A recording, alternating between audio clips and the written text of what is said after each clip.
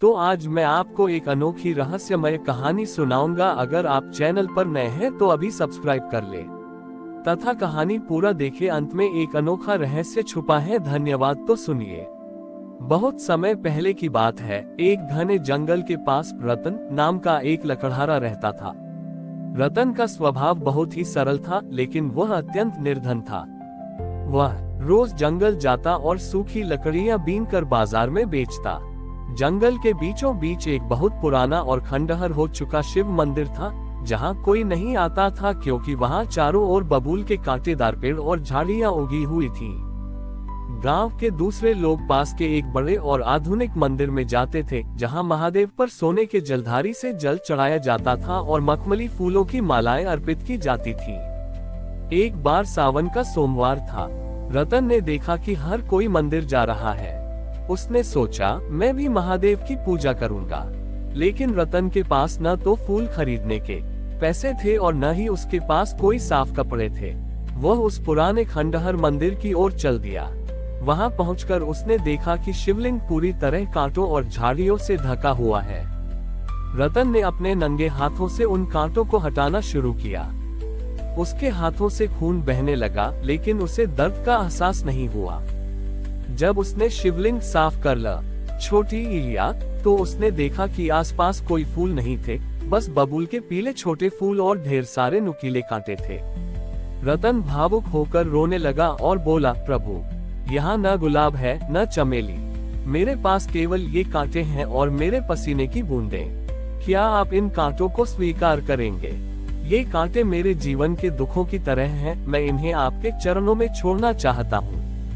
उसने बड़ी सावधानी से बबूल के कांटों को एक धागे में पिरोया और एक कांटों की माला बनाकर शिवलिंग पर चढ़ा दी। उसी समय गांव के बड़े मंदिर में एक चमत्कार हुआ।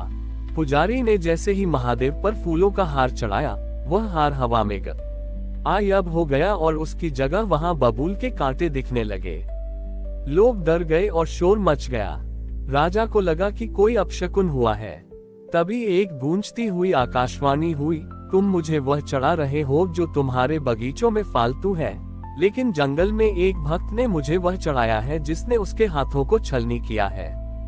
मुझे फूलों की कोमलता से ज्यादा उन कांटों की सच्चाई प्रिय है, क्योंकि उसने अपने कष्ट मुझे सौंप दिए हैं। राजा और पुजारी उस पुराने खंडहर की ओर भागे। वहां उन्होंने देखा कि रतन लकड़हारा शिवलिंग के पास सोया हुआ था और उसके हाथों के सारे घाव भर चुके थे। शिवलिंग पर चढ़ी वह कांटों की माला अब शुद्ध सोने की बन चुकी थी और उससे दिव्य छोटे खुशबू आ रही थी। रतन लकड़हारे द्वारा चढ़ाई गई वह कांटों की माला अब सोने में बदल चुकी थी, लेकिन रतन के लिए उस सोने का कोई महत्व नहीं था। वह तो महादेव के उस प्रेम में डूबा था जिसने उसके घाव भर दिए थे।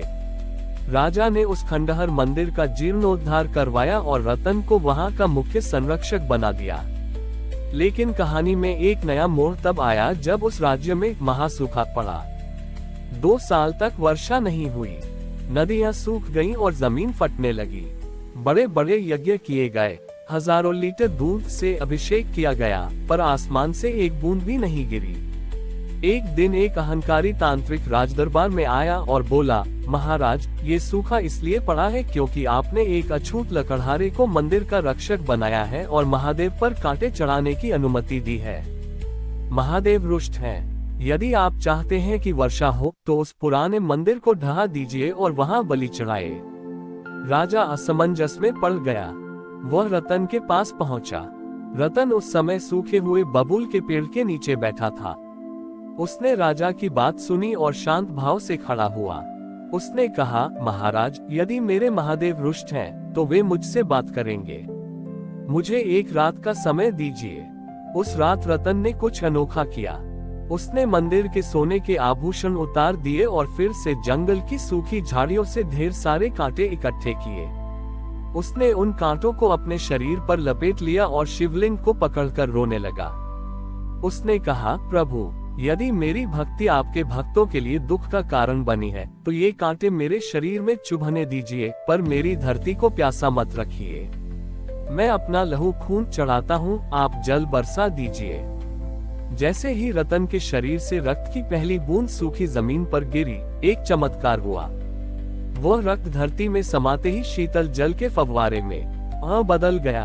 अचानक आसमान में काले बादल घिर आए और ऐसी मूसलाधार वर्षा हुई जैसी सदियों में नहीं हुई थी। हैरानी की बात यह थी कि वर्षा का पानी साधारण नहीं था। वह जहां भी गिरता वहां बबूल के कांटेदार पेड़ों पर पारिजात के खुशबूदार फूल खिलने लगते। पूरा जंगल एक रात में फूलों की घाटी बन गया। सुबह जब राजा और गांव वाले मंदिर पहुंचे तो उन्होंने देखा कि रतन के शरीर पर लपेटे हुए कांटे कोमल पंखुड़ियों में बदल चुके थे। महादेव वहां एक वृद्ध शिकारी के रूप में प्रकट हुए और बोले, संसार जिसे चुभन कांटा समझता है, यदि उसे परोपकार के लिए सहा जाए तो वह पुष्प बन जाता है। रतन ने अपने दुख मुझे दिए था, इसलिए मैंने इसे अपना सुख दिया है। वह अहंकारी तांत्रिक वहां से चुपचाप खिसक गया। उस दिन के बाद से उस मंदिर का नाम कटकेश्वर महादेव पड़ा। वहां आज भी भक्त फूल नहीं बल्कि अपने जीवन की एक बुराई को कांटे के रूप में प्रतीक बनाकर चढ़ाते हैं और महादेव उन्हें सुख का आशीर्वाद देते हैं। हमारी और भी आध्यात्मिक एवं अनोखी कहानियां देखने के लिए हमारे चैनल पर जाएं तथा धार्मिक एवं पौराणिक अनोखी कहानियां हमारे चैनल पर है। कृपया जाके देखें तथा हमारे चैनल को सब्सक्राइब करके रखें और वीडियो लाइक जरूर करें। धन्यवाद।